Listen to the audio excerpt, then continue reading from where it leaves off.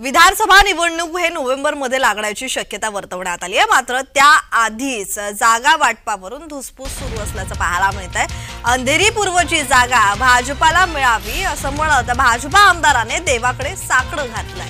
कोकणवासियांना गावी कोकणात गणपती सणासाठी जाता यावे यासाठी भाजपाकडून रेल्वेसोबतच खासगी बसेसची देखील सोय करून देण्यात येते। मुंबईच्या अंधेरी पूर्व विधानसभा मतदारसंघात देखील विधानसभा प्रमुख मुर्जी पटेल यांच्या माध्यमातून 100 लक्झरी बसेसची सोय करून देण्यात आलेली आहे आणि याच दरम्यान अमित साटम यांनी हे वक्तव्य केलेलं आहे असं साकडं घातलंय।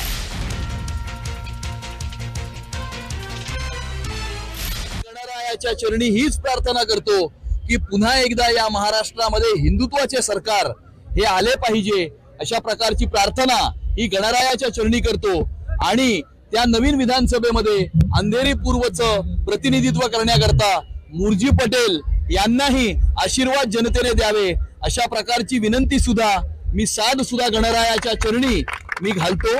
खूप खूप धन्यवाद।